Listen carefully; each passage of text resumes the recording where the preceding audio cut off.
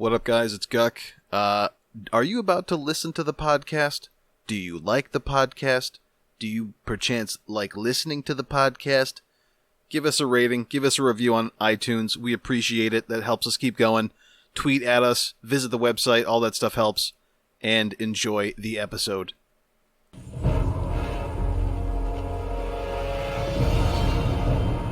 Hello everyone and welcome to the Barrens Chat Podcast. I'm Sod and with me tonight is my co-host Guck. This is a podcast about World of Warcraft by two guys who play it. Guck, we are in May. Spring is starting to feel upon us, at least up here in New England it is. WoW is incredible right now. If you want my personal opinion, I'm really loving it. How has Classic been for you recently? Yeah, nothing really has changed in Classic. We've got ZG, and that's just like a regular thing now for people who are interested in running it.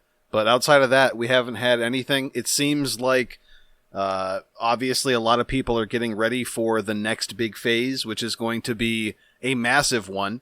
We're really getting into the last two major phases of Classic, where you think about, the common themes when you think about vanilla. Most people, they'll start and they'll think about, Molten Core and Ragnaros and Onyxia, and how things started.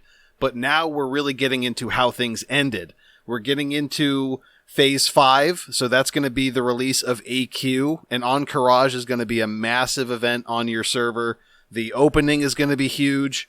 There's going to be a lot of farming and guild competition to see who can end up being the one to open it on that server. So it's an exciting time, but it's all build-up excitement. There's nothing really to do about it. You're just kind of waiting around. And then, of course, we've got the grand finale of Nax opening up after that. So it's really just kind of a tension-building mentality in Classic. We're just kind of waiting. We know what's coming. AQ is probably, honestly, I think Phase 5 is going to feel like one of the best phases because I think purely because of the Scepter of the Shifting Sand stuff. I think opening AQ, for those of us who weren't on a server when that was actively happening, like some people got into Classic either before that point and then got out of raiding or whatever it was before AQ was opened, or there are people that got in after AQ was already opened. I'm just excited to be a part of that this go around, and also to kind of see how they handle Cthulhu and Nax and all that stuff down the line. So there's just a lot of stuff to look forward to, but not enough to get into right now. So it's been a little slow. It's getting a little boring, a little tedious, but again, we're getting close. The schedule, if you compare Vanilla's patch schedule with the phase schedule that we've gotten, ZG should be current for a couple months. So we're about 1 month into it being current. I would expect maybe June or July, depending on how much they accelerate it. Honestly, I would be totally fine with seeing this in late June. We'll see potentially the start of Phase 5, and I think that's going to be great. But yeah, kind of slow. Yeah, you'd think they'd release that phase. I mean, they haven't given us a release date, but like sometime like a few months before Shadowlands pops out. I don't think they want to overlap content in the two games, although I think they did do that with one of the releases. Might have been the BWL release, like really close to 8.3, but I don't think that's a habit they want to get into. I think overlapping it is probably the way to go. And like with that, like a couple of the guys, like at least, one of the guys that you and I know that you raid with in Classic on a very consistent basis has come back to retail and has been grinding retail, and I've been grinding retail.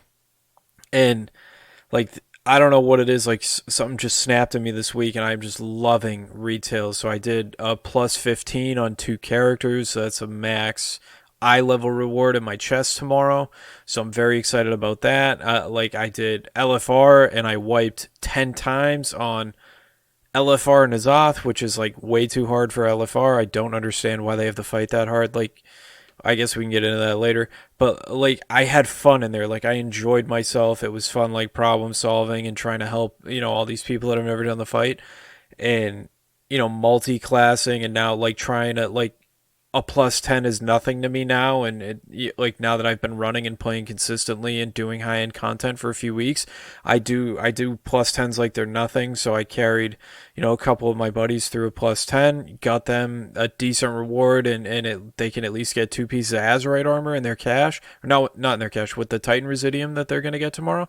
So I'm just enjoying myself. It sucks that like my friends are gonna have to catch up on essences, but they're enjoying themselves too right now. I think there's like a lot of content to get into, and it's nice that I'm at a point right now where like I run out of things to do on my main, so I can take my time and work on my alt and do other things on that. So that's fun, and like I'm really enjoying retail for that reason, and just gives me a different way to play and figure out if I like another class's playstyle or class fantasy over another one. So it's really, I'm really pumped about that. Like looking forward into WoW and like going into the pre-patch, just seeing what we're working with. Like I think the future for retail is very bright. Like obviously, like we've gone over Shadowlands a lot in the past coming weeks. Like we'll go over it a little bit today. Like there's a lot going well in WoW right now, and honestly, like if the only negative thing I have to say is that the catch up mechanics suck, I think the game is probably in a good state.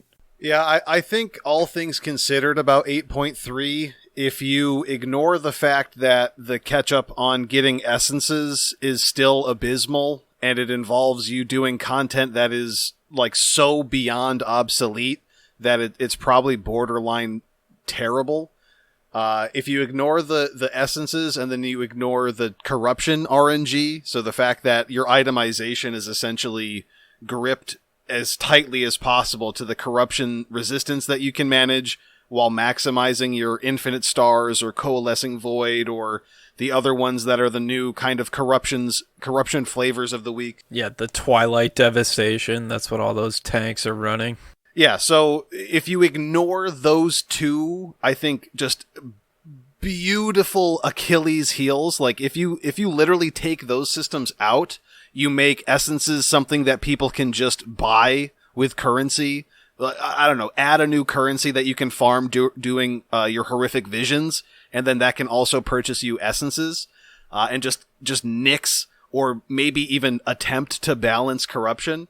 I think 8.3 is pretty good. It's largely the horrific visions. I think those are stellar. I know you have been getting back into them and starting to do the mask runs. Can you school me? I haven't really followed the horrific visions besides the kind of casual ones that we did. What's the deal with the masks? They increase the difficulty like exponentially. Like it's actually a challenge. So, I did on my hunter, who I'm playing as my main right now. Like early on when I was playing him, one of my friends carried me through a 3 mask, which gave me, I forget the specific item level reward. It's definitely probably like 455, which is mythic 10 drop. So like it's a good eye level reward. It's guaranteed corruption.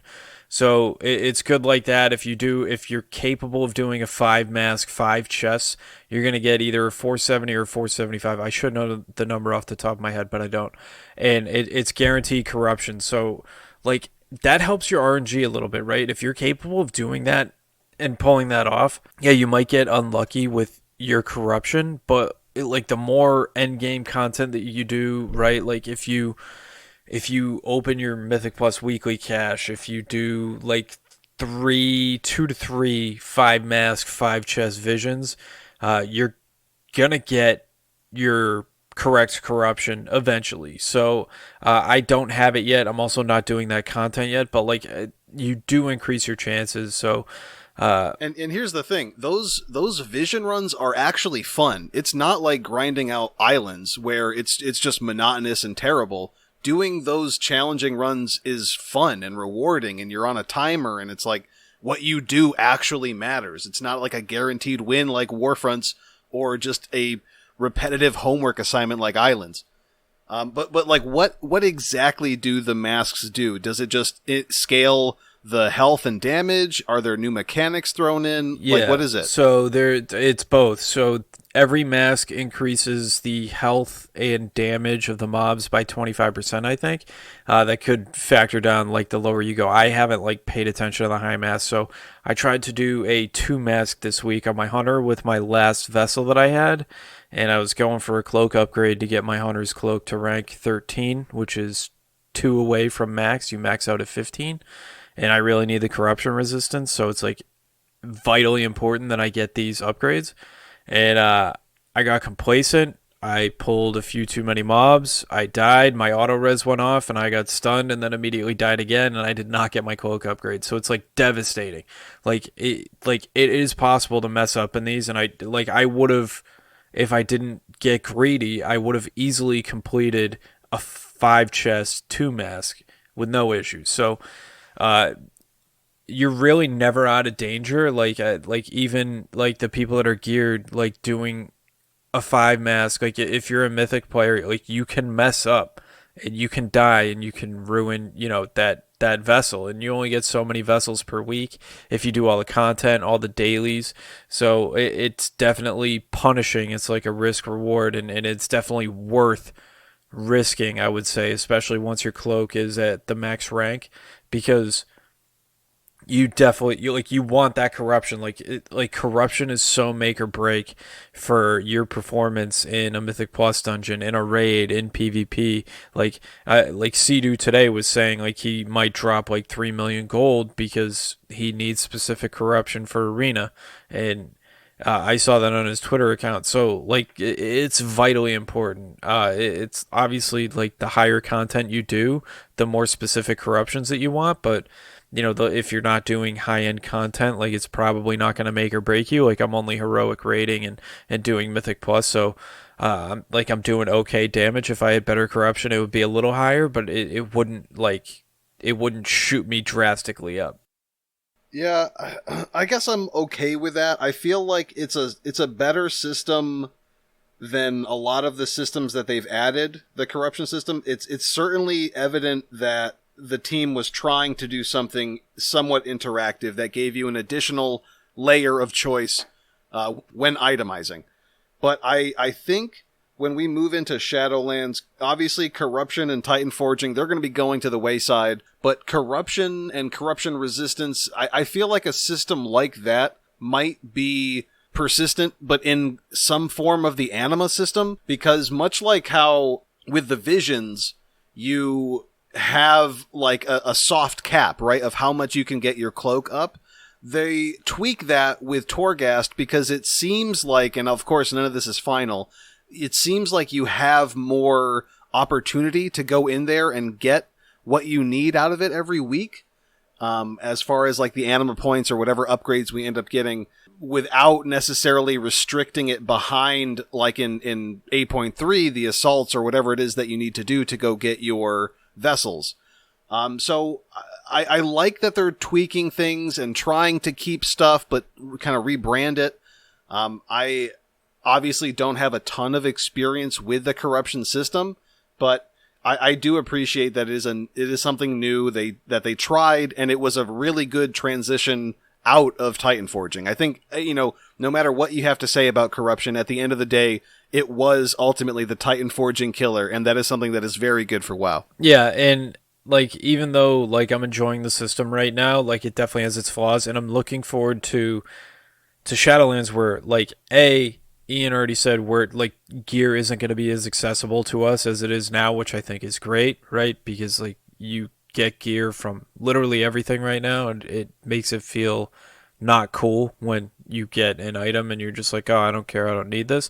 And that gear is gear, it's just going to be like flat, it is what it is, and like it eliminates you needing to continue to repeat content praying for that very small % chance of an upgrade. So that's awesome for that, and it's something like Blizzard again has done like well. They've listened to the community and they've responded well. Yeah, I think we can switch over into now talking about a little bit of what has come out for Shadowlands content. There hasn't been a lot. Those of you who already have a good idea who you want to main So whatever class, whatever spec that you're set on, there are a lot of data mined spell changes, talent changes, and covenant abilities that are all currently available. I know I had a lot of fun looking through Wowhead's monk class changes. I plan on going through and checking out the Death Knight, checking out the Demon Hunter, seeing what they have in store for us. Obviously, all of this is subject to change, but it's good to see what they have in mind. A lot of the new abilities that you are getting, those will likely stay. If anything, they may end up being tweaked, but I don't think they will be outright changed, either, removed. I don't think there's going to be a lot more stuff added in. I feel like the stuff that they unpruned is already in there, so for your class specifics, definitely go and check that stuff out. Some weird little things that we got. There was a lot of talk about gamepad support, and now we have essentially fully mapped gamepad controls. So you can, in Shadowlands, play WoW on console, maybe, at least with a gamepad on PC. So that is something out there. We don't know exactly how it will be used. At least gamepad on PC, potentially console release as well.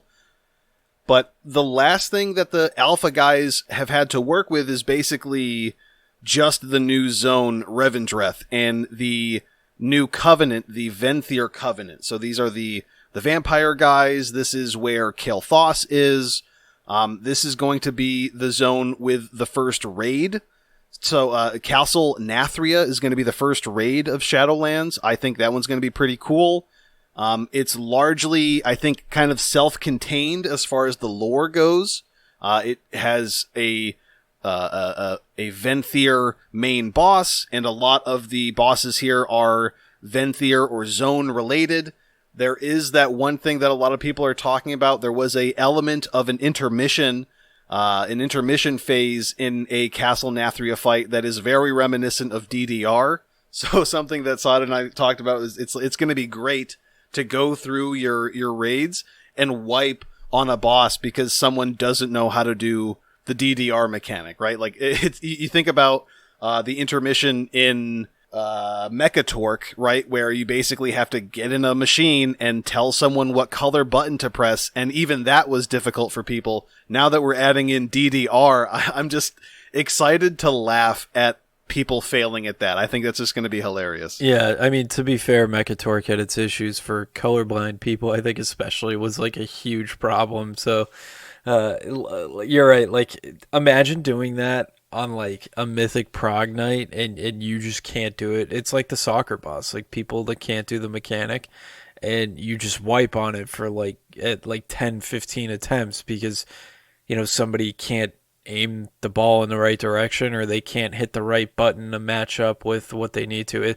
I don't understand like why bosses like that are continuously put in the game. Obviously, like that's just in the dungeon journal and it's subject to change and we'll see what happens with it, but it's funny and I guess it's unique. It might be a cool fight. It might be a great fight. Who knows? So I mean, it's a new idea. I guess go with it, right? Yeah, my only qualm with stuff like this is they seem like bolt-on mechanics that it's like, hey, let's just slap this in here and see how it works. And it's not really relevant to the fight. It doesn't fit to the fight.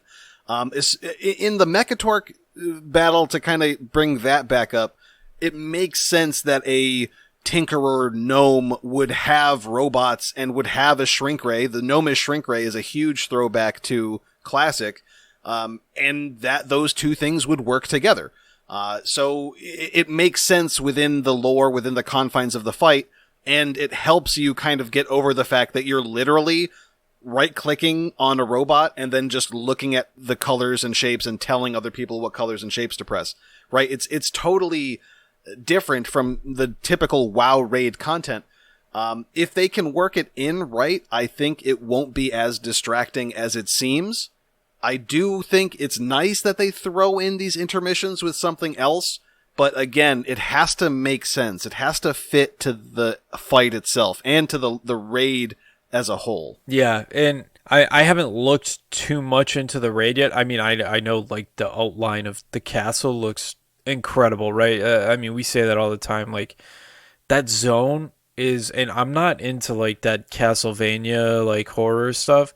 It looks so cool, and even Bastion. Actually, Bastion's been getting a lot of hate from like the I guess like the YouTube and like the streamer community because everybody's just like, oh, who wants to be Bastion? I think the Bastion stuff looks cool too, and I'm looking forward to seeing like what cosmetics are in Maldraxxus and like the Knife Arden Wield. So like it like this game just looks, everything about it looks so good, like the covenants, everything like that.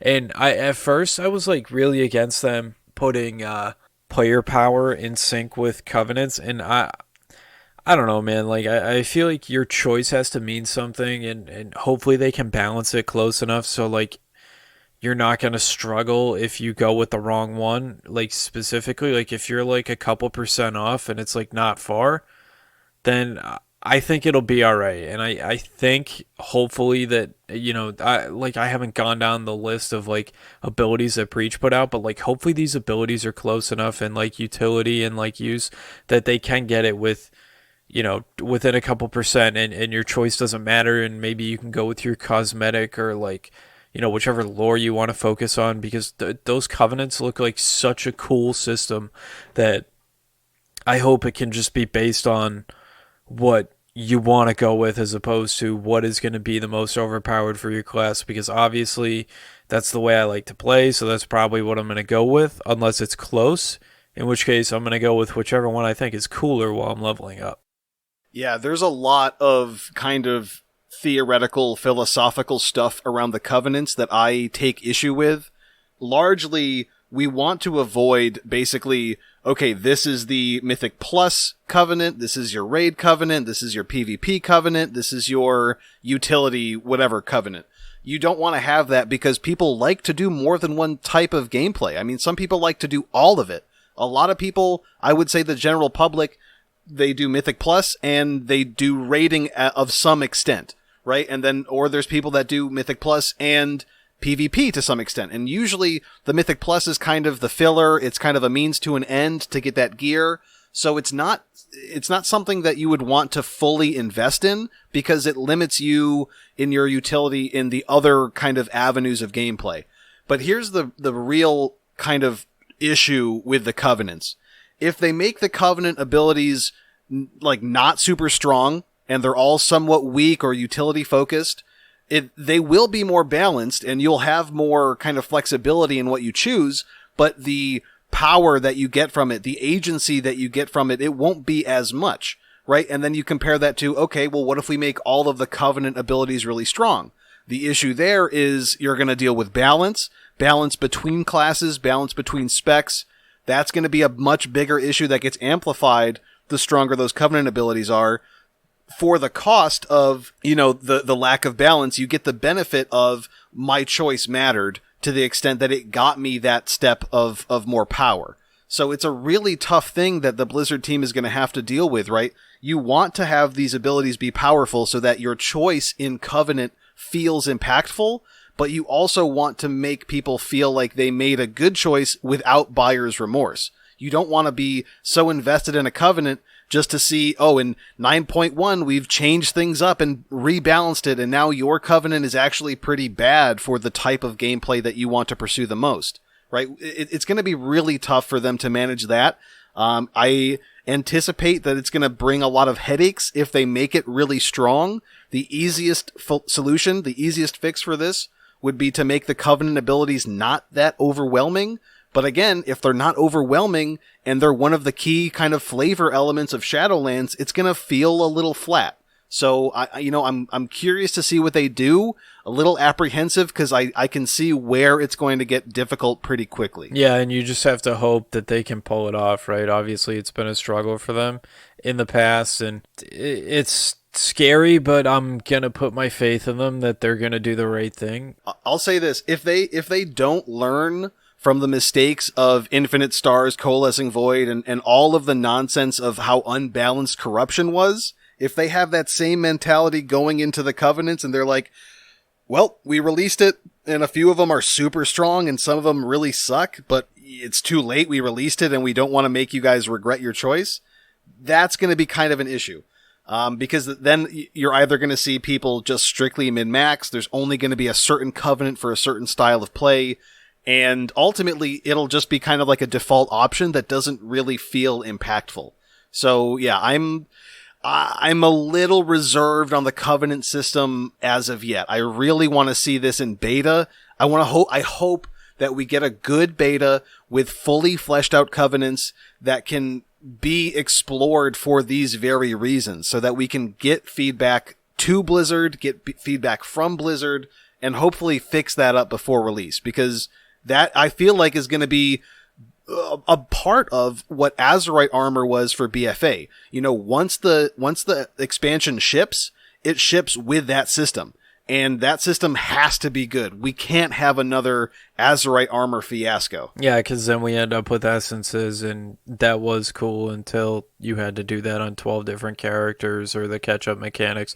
Yeah, you're right, and I can see that, and it's scary. I think the overall gameplay is headed in the right direction, and we'll just see if they can pull covenants off, right? I mean, that's really all we can do is just hope they do it right. Right now in alpha, obviously nobody's max level, so it's hard to see what numbers are and what's going on in that. But you know, there's 2 more zones left. There's Ouroboros, which I can't wait to see in the Maw, and like there's so much to look forward to in the alpha, and you know, we're not far off from beta, right? I mean, we're halfway there. Once all the zones are released, they're moving into beta stage. So they're moving along at a good pace, and like, you know, kudos to them. Like, good job. Like, you know, they're working from home. That's a challenge, especially like I'm sure a lot of their employees and developers have kids, and their kids are probably home. And I know like that's something that, you know, my wife has struggled with, like trying to get schoolwork done while the kids are home. So I mean, they're doing a good job with the content release. Like, they're releasing it at a pretty good pace, and like, as long as they keep that up, like, you know, Ian said, we should see this game this year. So at least we have that to look forward to. I'm really pumped for that. Yeah, and I think I've mentioned this in the past, but I would be happy if Blizzard kind of had the game's going to be a slower release than we expected due to COVID. And even if it's true or not, just delay the release so that they can really fine-tune covenants, so that they can really fine-tune the unpruning, the balance between classes. I would love to see there were a few patches in Legion where for tanks, the tier list was more of a tier kind of curve. And it wasn't like a steep exponential curve. It was just like all of these specs are so close to each other because they're so good at different elements of tanking that it's hard to distinguish them. So you want to see diverse but balanced classes, and you want to have diverse mechanics and fights in a raid, so that it's not just like multi-dot or single target or whatever it ends up being. You want to see a good, healthy balance. And I think that just takes time and testing. So yeah, I mean, gotta wait and see. And I also want to get, we had some Twitter feedback from the Mailbro at the Mailbro on Twitter. Love the cast. I hear you say raids are so easy. Have your raid turn off all the add-ons and see how easy it is. I don't think you can say it's easy if you use add-ons.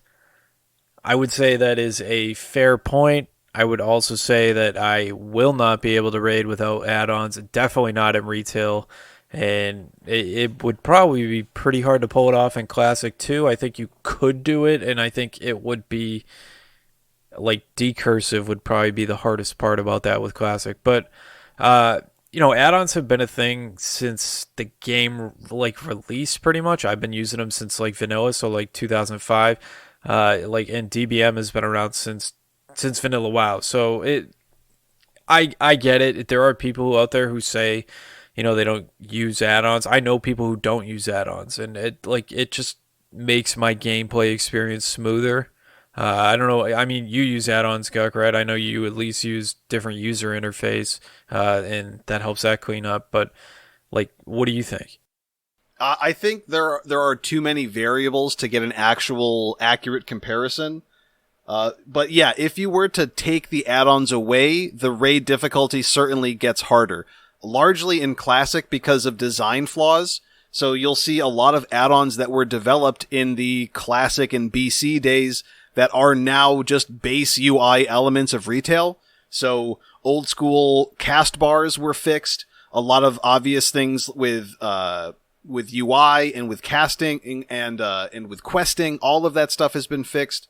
So if you were to just turn off the add-ons, the problems you would experience in Classic are largely design issues. The raids themselves don't get much harder.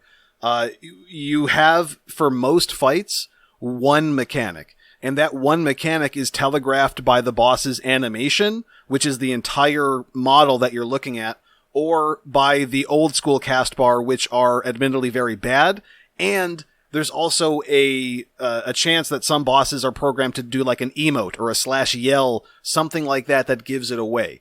That would just become the new notification, and you look at that and you see, flame breath is coming out. Let me make sure that the boss is facing a certain way. Shadow Flame in BWL is coming out, right? Just make sure you're not in front of Fire Maw. A lot of those things aren't really... They're the small mechanical aspect of the fight, and it's not something that is incredibly relieved by add-ons. Add-ons don't take away the burden of that, because the add-on basically just has an alert sound linked to that signal. Sure, without that alert sound, you'd have to rely on looking at it. But again, if you go all the way back to talk about like purist WoW stuff back in vanilla, the people who cleared those raids were on terrible computers. They were backpedaling. They were keyboard turning. They were like probably, clicking their abilities. There's a lot of stuff that changes that affects these variables. So when you talk about this stuff, it's easiest to compare retail and vanilla. If you take the add-ons away from retail, you're not going to have design flaws. You are going to have issues making it through the mechanics of the fight because there are more mechanics. With those more mechanics, increase the opportunity for your mistakes to wipe the entire raid. Especially if you're like a tank or a healer, or there's a specific DPS-centric thing that just, depending on how you soak it or whatever it is, can affect the entire raid. So if we're just comparing retail with add-ons versus vanilla with add-ons, it's no question. Retail is going to be harder still. If you take the add-ons away, retail is going to be at an increased rate harder than vanilla's increase in difficulty. And that is largely what we'll talk about. It's impossible to just say, like, this raid is hard, this raid is easy. It's much more simple to compare two things and see between the two, like, what's the actual difference. Yeah. They both have different things. Like, vanilla's raids are, like, much more simple mechanic-wise, but you have to get 40 people together, right? I mean, that in itself is a very massive challenge, right? To have 40 people online in a game at the same time. And they also need to work together and do the mechanics together like that. That's a challenge. However, the mechanics are, like, much more simple. And then in retail, even, I would say... normal's pretty easy because you don't really have to do the mechanics. They're not going to kill you, but like heroic and up, especially in mythic, gets incredibly complicated.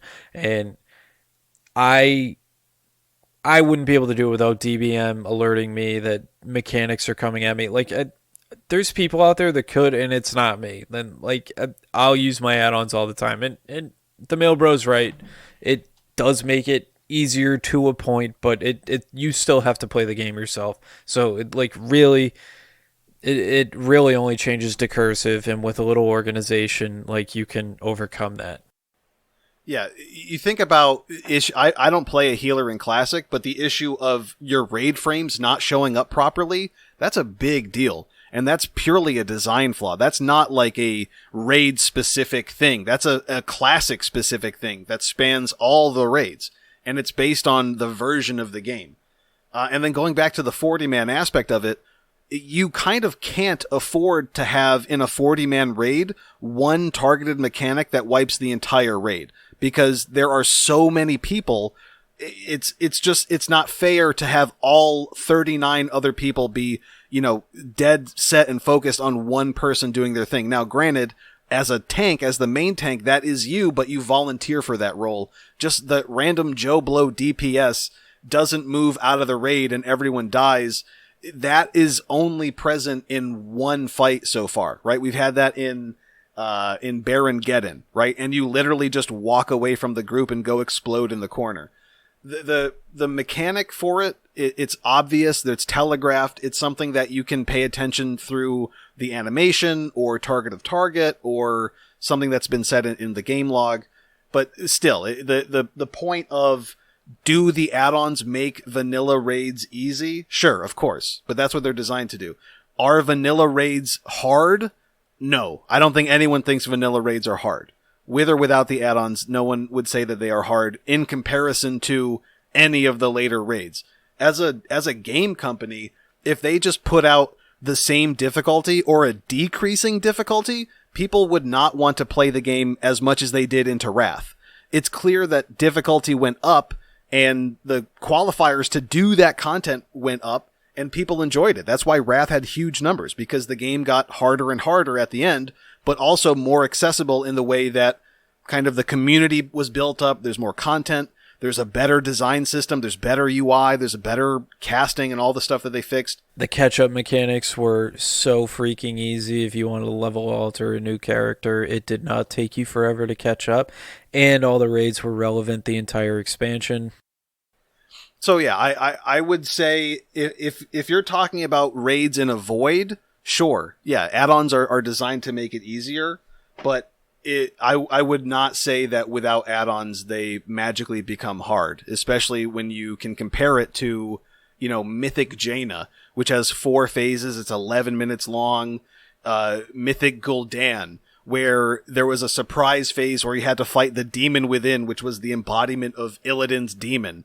And there's just so many elements where one person, that in those cases, the random Joe Blow DPS can mess something up and wipe everyone. Mythic Croesus, you can just stand in the wrong spot or not move off of the section of the bridge as it breaks. There's just so many things that if one person messes up, the entire raid is at a much bigger detriment, not only because of the fact that it will affect more people and have more of an effect, but 1 out of 20 is twice as big a percentage of the raid as 1 out of 40. That's kind of it for this week. Yeah, that's all we got, dude. Anything else you want to throw in before we close? No, and I want to thank the mail bro for the feedback, even though we obviously kind of disagreed with your point. Keep it coming, because that's good feedback, and it's definitely good to talk about stuff like that. And there are people out there that do think that you shouldn't run add-ons, and it's a different opinion. It's a different opinion than mine, and that's fine. It's a different opinion than Gux. That's not a problem, and that's all well and good. Yeah, I mean, I'm all about that. If you want to take the add-ons out to make the game that much harder, then go for it. I would bet that it makes raiding a little bit more engaging, because you can put in just a few add-ons. If you have the right weak auras and DBM, you can raid on autopilot. So it'll make, Classic a lot more fun if you don't. So I will yield that point for sure. It will make it a better experience, but I don't think it's as tightly linked to the difficulty. But yeah, if you think I'm wrong, of course, tweet at us, comment, let us know. We love to hear that stuff. Any criticism is good criticism. We just want to get some engagement, some interaction with you guys in the audience. Yeah, follow us on Twitter. Check us out at the website. We got baronschat.podbean.com. Twitter's @baronschatpod, and we will see you guys in the next one.